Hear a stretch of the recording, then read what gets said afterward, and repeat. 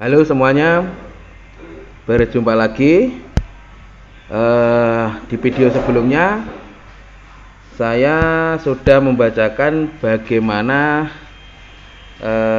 tentang cerita di balik mundurnya Presiden Soeharto di Reformasi 1998 dari buku Presiden ketiga kita, Pak Habibie. Nah, ini saya menemukan referensi yang bagus tentang bagaimana dibalik mundurnya Pak Harto dari tulisan Profesor Salim Said dari bukunya Gestapo ke Reformasi pada bab yang keluar dari saku Jenderal Wiranto. Nah, kita baca aja teman-teman. Ketika Jakarta terbakar pada 14 Mei 1998, saya sedang berada di Mabes ABRI Cilangkap, Jakarta Timur bersama dengan beberapa pimpinan ABRI dan sejumlah kecil kaum cendekiawan, antara lain Nurkolis Majid, E.F. Saifullah, Indria Samega, dan Profesor Dr. Rias Rasid. Kami diajak berdiskusi mengenai bagaimana sebaiknya mengatasi krisis yang sedang melanda Indonesia hari-hari itu. Diskusi tidak bisa dilanjutkan karena telepon genggam Letnan Jenderal TNI Hari Sabarno, Ketua fraksi ABRI di MPR, terus-menerus berdering mengabarkan makin meluasnya kebakaran yang melanda Jakarta. Huru-hara sebenarnya sudah bermula secara terbatas sehari sebelumnya, tak lama setelah 4 korban penembakan mahasiswa Universitas Trisakti dimakamkan. Setelah Letnan Jenderal TNI Susilo Bambang Yudhoyono, Kepala Staf Sosial Politik yang jadi tuan rumah rapat itu, meninggalkan sidang secara mendadak, kami semua sepakat mengakhiri pertemuan. Agenda hari berikutnya adalah masuk kembali ke Jakarta. Ternyata tidak mudah, huru-hara sudah mendekati 2 pintu tol di pinggir timur Jakarta yang harus kami lewati untuk masuk kota. Hanya dengan susah payah melewati jalan-jalan tikus dari arah Bekasi, akhirnya kami bisa tiba di rumah kami yang terletak di Cipinang Muara, Jakarta Timur. Selanjutnya saya hanya sanggup mengikuti berita terbakarnya Jakarta lewat sebuah saluran televisi. Waktu itu saya sudah sekitar 50 tahun menetap di Jakarta, mengalami huru-hara yang pernah melanda Jakarta sejak menetap di ibu kota. Huru-hara yang akhirnya menjatuhkan Soeharto ini memang paling luar biasa seru dan mengerikan. Kebakaran dan penjarahan melanda semua penjuru dengan kematian ratusan manusia tak terelakkan. Saya kira ini adalah ledakan kemarahan yang sudah terpendam bertahun-tahun, sehingga tidak lagi mudah menuding siapa pencetusnya, siapa yang menunggangi, dan apa targetnya. Sebelum meninggalkan Mabes ABRI, seorang laksamana yang cemas mendekati saya, bertanya mengenai bagaimana menghubungi para pimpinan mahasiswa. Tidak ada lagi tokoh mahasiswa seperti dulu ketika terjadi pergolakan melawan rezim Orde Lama. Organisasi mahasiswa telah diporak-porandakan oleh pemerintah, khususnya pada masa Daud Yusuf menjadi Menteri Pendidikan. Yang ada sekarang adalah sejumlah grup studi yang entah siapa pemimpinnya dan di mana alamatnya. Begitu saya menjelaskan kepada perwira tinggi yang mungkin seorang dari kantor Sospol atau intelijen. Saya sedang bertamu di rumah Letnan Jenderal TNI Muhammad Yunus Yosvia ketika berita terbunuhnya 4 mahasiswa Universitas Trisakti masuk lewat telepon genggam saya. Yang menelpon adalah sutradara film Khairul Umam, teman lama dan seorang anggota keluarganya. Teman lama yang seorang anggota keluarganya adalah mahasiswa yang tewas sore hari itu. Terbunuhnya 4 mahasiswa itu mengingatkan saya pada tewasnya Arif Rahman Hakim di depan Istana Merdeka pada hari-hari demonstrasi 1966. Entah terkena peluru nyasar dari pasukan Cakrabirawa yang mengawal istana atau peluru dari senjata mereka yang merencanakan penciptaan seorang martir, ini tidak pernah jelas sampai hari ini. Yang jelas, hari tertembaknya seorang mahasiswa itu menjadi titik berangkat jatuhnya Presiden Soekarno. Secara spontan, setelah menerima berita kematian mahasiswa Trisakti itu, saya berkata pada Jenderal Yunus, kita sedang berada pada akhir-akhir rezim Orde Baru. Presiden Soeharto berada di Kairo tatkala huru-hara itu terjadi. Bahkan sebelum Presiden mendarat di Pangkalan Udara Halim Perdana Kusuma menjelang subuh 15 Mei, tidak seorang pun di antara kami yang masih yakin rezim Orde Baru akan bertahan. Tapi bagaimana berakhirnya rezim yang berkuasa paling lama dalam sejarah modern Indonesia itu, tekanan terus meningkat agar Soeharto mundur secepatnya. Di jalanan maupun di gedung DPR MPR, suara tuntutan itu makin nyaring. Jelang 20 Mei, Amin Rais, tokoh terpenting gerakan reformasi dan tuntutan penurunan Soeharto waktu itu, mengumumkan agar pada 20 Mei seluruh rakyat membajiri lapangan Monumen Nasional Monas untuk segera bersama meneriakkan agar Soeharto mundur. Aparat keamanan mempunyai alasan kuat ketika memutuskan mencegah pengumpulan massa di Monas. Yang ditakutkan oleh petinggi militer, massa akan bergerak merangsek kemana-mana. Padahal di sekitar Monas terletak sejumlah gedung vital, Istana Kepresidenan, Markas Besar Angkatan Darat, Departemen Pertahanan, Gedung Telkom, Studio Pusat RRI, Bursa Efek, dan sejumlah kantor kementerian lain. Untuk mencegah berkumpulnya massa, itulah militer akhirnya memasang barikade di semua jalan menuju lapangan Monas dengan cara mengerahkan tank, panser, dan berbagai kendaraan militer lainnya, serta barikade kawat berduri. Dan tentu saja disertai sejumlah besar prajurit siap tempur. Amin Rais akhirnya memang membatalkan rencana pengumpulan massa itu. Tapi tentara tidak ingin mengambil risiko dan Monas tetap ditutup dari segala penjuru. Dengan keadaan tertutup itulah saya mendapatkan telepon dari Staf Jenderal Susilo Bambang Yudhoyono untuk hadir pada 20 Mei pukul 19 WIB dalam sebuah rapat di gedung Urip Sumoharjo di Komplek Departemen Pertahanan dan Keamanan yang terletak di Jalan Merdeka Barat. Mobil saya hanya bisa sampai mengantar ke Tugu Tani di Menteng sebab di sanalah garis perbatasan terletak. Dari sana saya masuk ke wilayah Monas melewati barikade dengan mobil militer yang dikendarai oleh Mayor Beni, seorang staf kantor kepala staf sosial politik yang memang ditugaskan menjemput saya di perbatasan. Monas sepi, jalan-jalan lengang, dan yang bergerak hanya beberapa kendaraan militer. Penyeberangan ke dalam wilayah Monas yang dijaga ketat mengingatkan saya pada pengalaman menyeberang ke Berlin Barat. Pengalaman menyeberang dari Berlin Barat ke Berlin Timur yang saya alami pertama kali pada musim semi 1970. Ketika memasuki ruang rapat, sudah lebih dulu hadir sejumlah perwira tinggi ABRI, antara lain Letjen TNI Hari Sabarno dan tim dari Universitas Indonesia, pimpinan Rektor UI, mantan dosen saya di UI dulu, seorang ahli hukum tata negara Harun Al-Rasyid, dan juga Profesor Zen Umar Purba Esa, teman sekantor di majalah Tempo dulu, menjadi bagian dari tim UI. Di samping itu juga sudah hadir Profesor Dr. Rias Rasyid dan Letjen TNI Susilo Bambang Yudhoyono sebagai tuan rumah. Saya memilih duduk di samping Rias Rasyid. Acara pertama adalah makan malam dengan nasi gudeg dalam kotak. Kami nampaknya melewatkan waktu dengan makan untuk menunggu datangnya Panglima ABRI Jenderal TNI Wiranto. Ketika Panglima ABRI itu datang, rapat lantas dimulai. Bambang Yudhoyono bertindak sebagai pemimpin rapat. Kalau Soeharto mundur, bagaimana sebaiknya mundurnya? Itulah agenda rapat.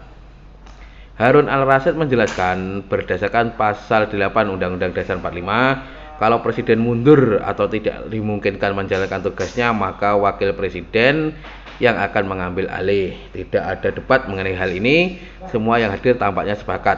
Tak lama kemudian, Panglima Wiranto meninggalkan ruangan. Bambang Yudhoyono meneruskan rapat. Pembicaraan selanjutnya dipicu oleh pernyataan Hari Sabarno setuju dengan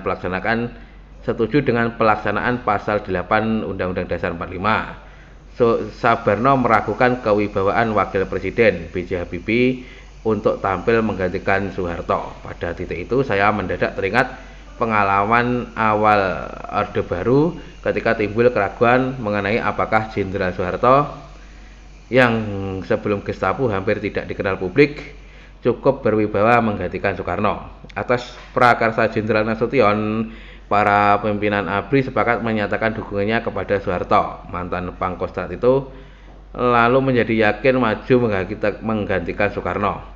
Apakah sekarang pimpinan ABRI tidak bisa menyelamatkan negara dan konstitusi dengan cara mendukung proses peralihan kekuasaan secara konstitusional?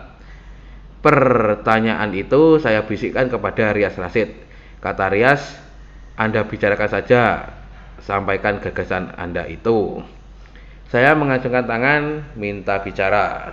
Bambang Yudhoyono mempersilahkan. Gagasan itu saya kemukakan, yang karena sifatnya hanya saran untuk dipertimbangkan dan karena tidak menimbulkan debat, rapat bisa segera diakhiri dan kami pulang dengan masing-masing diantar sampai ke perbatasan tempat kendaraan kami menunggu. Beberapa hari kemudian saya mendapat informasi bahwa ketika kami masih rapat di Merdeka Barat itu, Presiden Soeharto memerintahkan ajudannya memanggil Panglima ABRI Jenderal Wiranto dan Sekretaris Negara Sadilah Mursyid. Sadilah Mursyid diminta mempersiapkan timbang terima dari Presiden Soeharto ke penggantinya, Wakil Presiden B.J. Habibie. Keesokan harinya di Istana Kepresidenan, seperti sudah diketahui, Soeharto mengumumkan mundur dari jabatan yang didudukinya selama 32 tahun dan Habibie langsung disumpah sebagai Presiden ketiga Republik Indonesia. Pada mulanya tidak jelas bagi kami, para peserta rapat malam itu, apakah Jenderal Wiranto meninggalkan kami karena dipanggil oleh Soeharto atau karena kemauannya sendiri untuk menyampaikan saran-saran berdasarkan rekomendasi rapat kami mengenai bagaimana sebaiknya cara Pak Harto mundur. Untuk jelasnya mengenai apa sebenarnya yang terjadi malam itu, berikut penuturan Wiranto kepada saya pada 12 Januari 2012 di Jakarta. Ketika rapat masih berlangsung, saya mendapat pesan agar segera menghadap Pak Harto di Jalan Cendana, kediaman pribadi beliau. Saya ditemani oleh dua perwira tinggi, Jenderal Subagio Kasat waktu itu dan Maijen Endri Hartono Sutarto, Komandan Pasukan Pengaman Presiden, Pas Pampres. Sebelum masuk ruangan Pak Harto, saya diberitahu ajudan bahwa Pak Habibie, Wakil Presiden, baru saja juga diterima Pak Harto.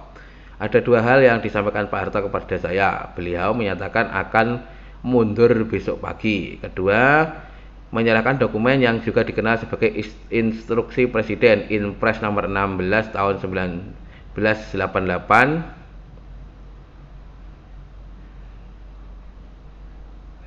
yang berisi pengangkatan saya menjadi Panglima Komando Kewaspadaan Keselamatan.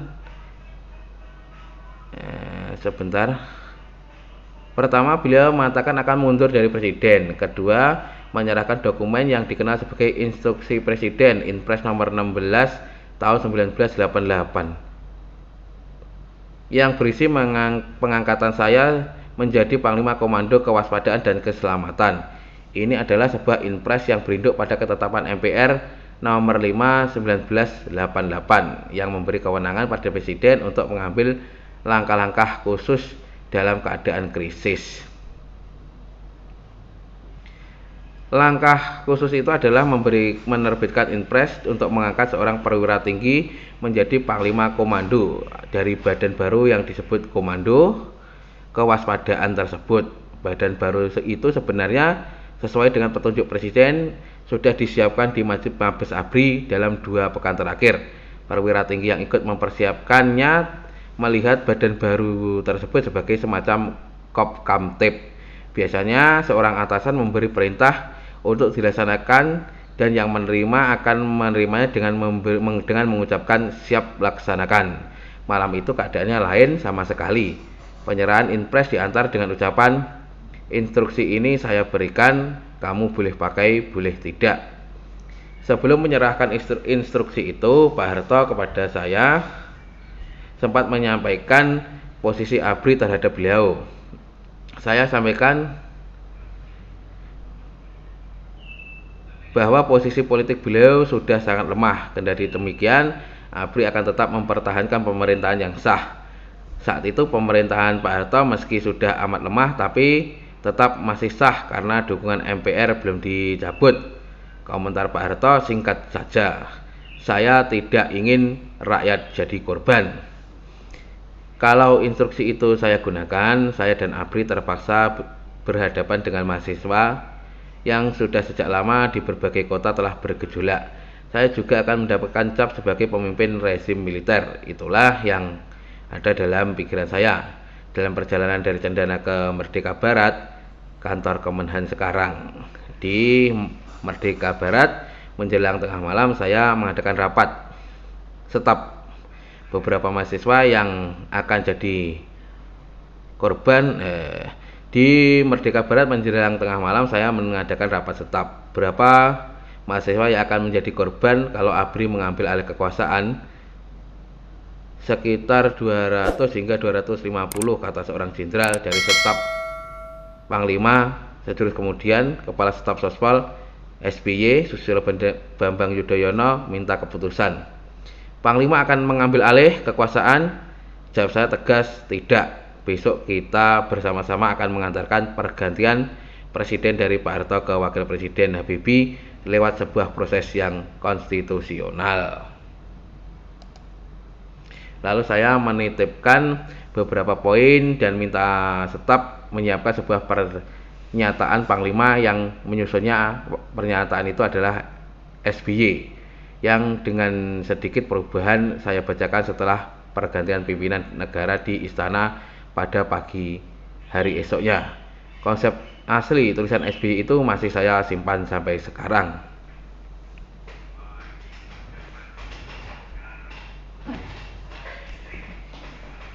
Yang tidak kurang menarik adalah cerita Harmoko, ketua DPR MPR waktu itu.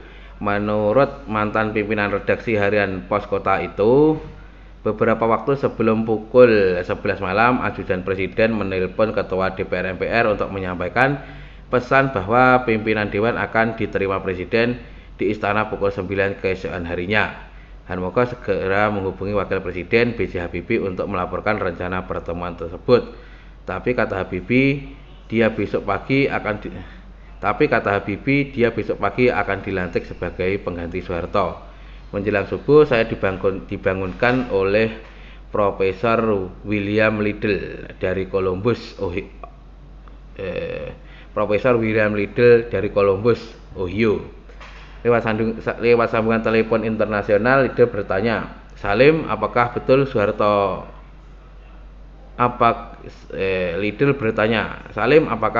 betul mundur? Di sini sudah tersiar berita Pak Harto pagi ini akan mengundurkan diri. Waktu itu di Amerika bagian timur menunjukkan pukul 4 sore hari. Antara Columbus, Ohio yang terletak di Amerika bagian timur memang ada jarak waktu 12 jam dengan Jakarta. Mereka berada di belakang kita.